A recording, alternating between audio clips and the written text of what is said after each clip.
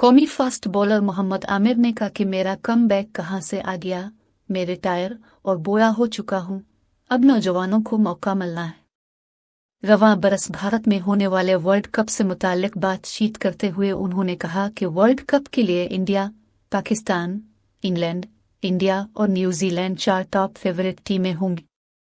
लाहौर में मीडिया से बातचीत के दौरान वर्ल्ड कप में कौमी स्क्वाड के हवाले से मोहम्मद आमिर ने कहा कि बॉलर्स अगर दबाव में न आए तो पाकिस्तान के बहुत अच्छे चांसेस होंगे।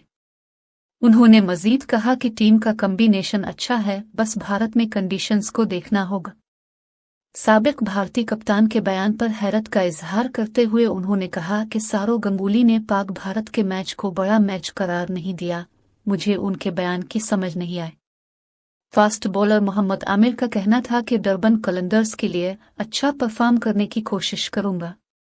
वाज़ेह रहे कि रवां माह जिम्बाब्वे के दारुल हुकूमत हरारे में होने वाले ज़ैम एफ्रोटीडस के पहले एडिशन के लिए होने वाले प्लेयर्स ड्राफ्ट में मोहम्मद आमिर डरबन कलंदर्स का हिस्सा बन चुके हैं। पाकिस्तानी फास्ट बॉलर मोहम्मद आमिर को एक कैटेगरी के राउंड में किया गया। इवेंट के 75 गैर मुल्की क्रिकेटर्स में मोहम्मद हफीज, ओवेन मॉर्गन और यूसुफ पठान भी शामिल हैं। लीग में 8 पाकिस्तान खिलाड़ी एक्शन में नजर आएंगे। आसिफ अली, मोहम्मद आमिर, मिर्जा ताहिर बेग और तैयब अली डरबन कलंदर्स का हिस्सा हैं।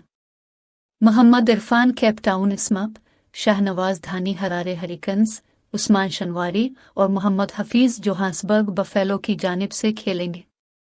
टूर्नामेंट का आगाज 20 जुलाई से होगा।